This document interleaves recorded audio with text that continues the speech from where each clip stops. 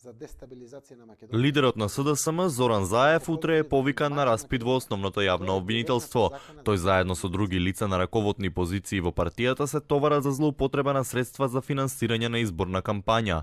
Ова за телевизија 24 го потврдија и од обвинителството. Вела дека станува збор за предистражна постапка која тие ја започнаа кон крајот на минатата година.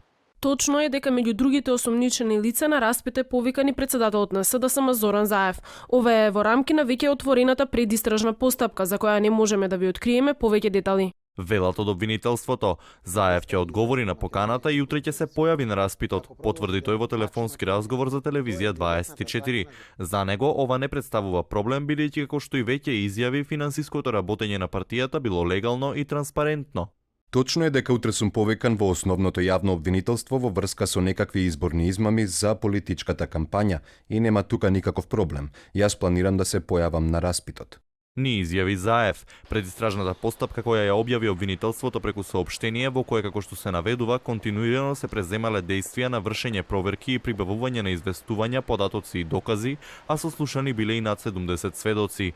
За случајот со изборите во 2014 година, обвинителството одзело компјутери од општина Струмица за кои се претпоставува дека содржат податоци корисни за истрагата, додека пак за случајот со изборите во 2016 извршија претрез во домот на началникот на Кумановската полиција Стојан Чевеличковиќ. Откако предвадена, обвинителството отвори и нов случај во кој лидерот на СДСМ го сомничи за злоупотреба на службената положба, во јавноста се наметна дилемата дали Марко Зврлевски тргнал во лов на Зоран Заев.